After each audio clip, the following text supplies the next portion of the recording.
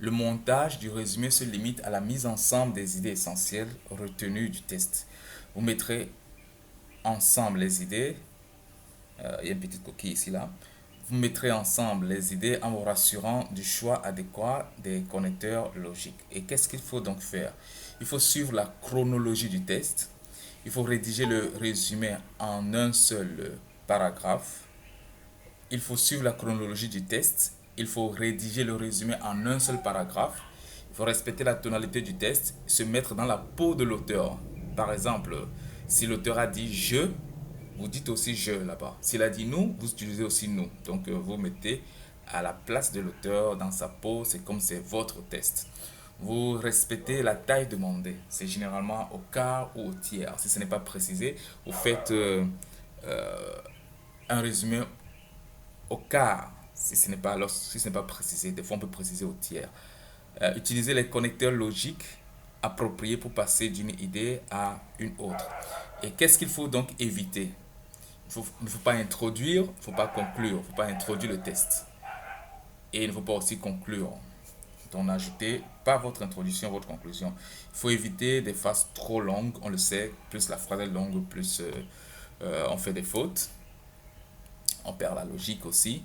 On se trompe un peu sur le sens. Ne pas critiquer le test ni donner votre avis. Donc votre avis personnel n'est pas, on n'en a pas besoin dans le test.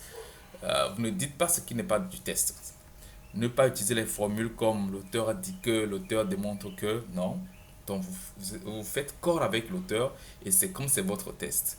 Évitez de mettre dans votre résumé les citations empruntées par l'auteur, les exemples, les commentaires. Donc si vous avez citation, exemple, commentaire, vous ne mettez pas dans le test, dans votre résumé autant pour moi.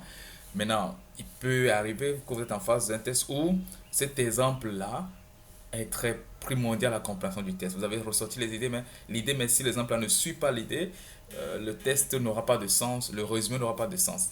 En ce temps-ci, il peut y avoir un cas rare comme ça, où par souci de compréhension, vous allez mettre un commentaire. Voilà. Le résumé ne doit contenir que l'essentiel du test, on l'a déjà dit plusieurs fois. Évitez de reprendre le test mot pour mot, sauf pour les expressions et les mots-clés. On a des expressions figées dans la langue que peut-être vous ne pourrez pas, ces expressions auxquelles vous ne pourrez pas trouver vraiment des équivalents en essayant de reformuler. Donc là, ces expressions vont demeurer dans le test et dans votre résumé. Mais il faut éviter de reprendre tout mot pour mot. Sinon, votre capacité ou bien votre richesse, la richesse lexicale de votre expression écrite ne va pas ressortir et ça va vous pénaliser aussi. Faites attention au choix des synonymes dans la reformulation des phrases pour éviter un glissement de sens. Des fois, certains synonymes ne disent pas exactement ce que l'auteur a dit. Donc, il faut faire attention à cela. Il faut et aussi éviter les répétitions. Si vous avez des arguments qui disent la même chose, beaucoup d'arguments qui disent la même chose, l'auteur a dit la même chose de plusieurs façons, il faut annuler certains arguments et prendre seulement l'essentiel.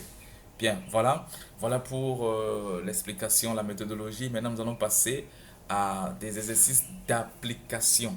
Donc là, c'était le contexte qui est mis en place, le décor. Et maintenant, on va passer à l'exercice d'application.